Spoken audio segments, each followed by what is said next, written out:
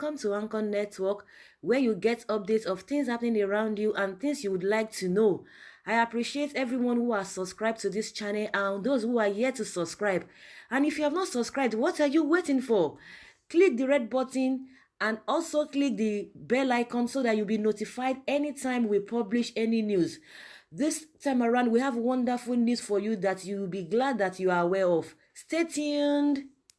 Kulen Cattle Association of Nigeria, KACRAN, has strongly opposed and rejected in totality planned move to create state and local government police in the country. The position of the association was contained in a statement issued in Damaturu Monday by its national president, Khalil Mohammed Bello. He said the creation of state and local government police will cause more divide and strongly weaken the Nigerian security system rather than strengthening, as is the case in the current unity of purpose and command. He stressed that the move will also cause confusion and crisis between the three different police commands that are supposed to work closely with extreme unity and esprit de corps. We of KACRAN, as the most endangered species, strongly feared that our members would be the first victims of state and local government policing, if wrongly or whimsically introduced in Nigeria. We are so much worried and fearful that in the states where anti-open grazing laws were introduced, the state and local government police will be forcefully used against our vulnerable members to enforce such laws, which would seriously jeopardize our members' lives and that of their animals, he predicted. The national president pointed out that another disadvantage of creating state and local government police is that they can be used to victimize the opposition during and after election period, as state governors with dictatorial tendency will easily deploy them against opponents. They can be wrongly and unconstitutionally used by state governors to rig elections because, having been in full control of his own police command, no governor would be defeated during elections no matter what the circumstances of winning that election may be. At the same time, if crime is committed, which police command or station will people go to report that crime act? That is what would happen if Mr. A reports a case to Federal Police Command and Mr. B reports to state or local government police command. Moreover, it would bring anarchism of lawlessness of the fact that government loyalists would be protected from facing any trial, no matter how weighty their offenses may be. An action that may trigger people to take laws into their hands, Bello opined. He advised that instead of creating another form of police, more manpower should be empowered to boost the strength of the central police force, adding that adequate training, sophisticated weapons, good motivation in form of allowances among other incentives should be provided to the police in order to give their best in the nationalistic service of defending their fatherland. I think a lot of people have been condemning this state policing, and they always refer to all these governors that they are going to misuse it, that it's going to be a kind of abuse, because by so doing, by so creating state policing, you have given them enough power, more than enough power. Like, they are going to use it to oppress the opposition. They are going to use it to intimidate a lot of people, most especially the people that, that are perceived enemies or perceived opposition. When we talk of state policing, is it only in Nigeria that it has been, it's been said, or it has been in operation? We have it in other countries. Why is it that the people there don't use this kind of power against their people? Of course, there's nothing that you want to do that does not have advantage and disadvantage. But most importantly, if the advantage is more than the disadvantage, I think it's worth doing that thing. There is nothing that is perfect on the surface of the earth. There is nothing that is perfect. They always have their merits and demerits. So you can't say because something has demerits and it has a lot of merits in it, then you have to discard it. It's a good problem, because when people are beginning to understand the disadvantage of state policing, then it calls for concern, it calls for review, that in case if this thing happens this way, how do we manage it? How do we go about it?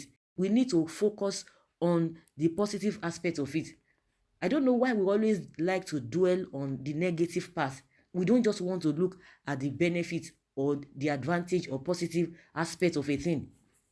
Once somebody suggests something, the next thing, you begin to see the bad side of that thing. Like I said, nothing in this world is perfect. Even we as human beings, we are not perfect. Just like this cattle rearers, they've come out to say that it's going to affect their people. How is it going to affect your people? If your people do the right thing, if they obey the law of the land anywhere they want to go to, if they obey the law of that land, why would anyone want to intimidate you? If anybody wants to manhandle you, you report the person to the higher authority. Of course, we know that police, they are wonderful people. But in that, we still have some of them that are still okay, that are still genuine. Every policeman on the streets is not like every other one. We still have good people. And that's why we have human rights lawyers. If anybody wants to trample on your rights, you take it further. But I just believe that in as much as you obey the law of the land, you carry out your business or you carry out your duty diligently in a manner that it will infringe other people's privacy, I see no reason why police will just come and intimidate you. We could see the case of police or the SARS harassing youth, and people will come out that everybody that you see that carries laptop is not a Yahoo person, and people will come out for them. And there was a time when there was like, okay, the SARS must come to an end, that end SARS, because when people begin to see that there's kind of intimidation, there is kind of oppression, somewhere, people must surely rise. In as much you are doing your business and your business is not going to be detrimental to other people's lives, why would you be afraid? They themselves, they are giving reasons because of the governors and all of that. I think we should leave that. When we get to that bridge, we will cross it. And now that we have even identified the problem of state policing, then why can't we look for solutions to solve those problems in case they happen? When we always dwell on the problems instead of looking at the solution on how to solve that problem, how do we now move forward as a country? Once government brings one policy, people will counter it. It's good to counter it.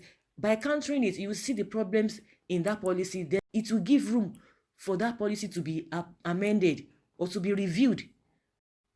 And just the same thing like a confab meeting that was, or the confab report that was held during Jonathan's time.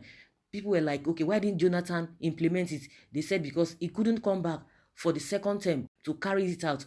Now they asked this APC government to be able to review it, so that's where we have all this restructuring, state policing, it's all encompassed in that confab. But this present government said they don't want to look into it. Why? Because they found out there's some errors in it. Okay, if you know that there are some errors in it, what are the possible solutions to be able to correct those errors? Because if really they have looked into this confab meeting or confab report that they had, that talks about being able to unify everybody, restructuring, state policing is included, you'll be able to see the problem and you'll be able to review it. But I believe that there are some good things there that can really be used. There are some things that you can pick. There's some good policy there that you can really pick and be able to establish. Identifying the problem is a good thing, but let us focus on how to solve those problems. So state policing to me is not a bad thing. Yes, no one is going to sit down somewhere and say we can't see some disadvantages or demerits in state policing. But in as much the advantages outweigh the disadvantages, why can't we go for it? We are smart people. We've been able to identify the problems. Then what are we going to do about the problems to be able to curb that problem so that the state policing itself will thrive and it will be of benefit? Because I know the benefit is going to be more. I don't know why these guys are going contrary to this state policing. If not, they themselves, they don't have skeleton in their cupboard. If you don't have skeleton in your cupboard, I see no reason why you'll be afraid. So guys, that is just my submission on this KACRAN going against state policing and local government policing. I would like you guys to put down your comments and let us know the way forward on how to go. Thank you very much for always listening. Bye.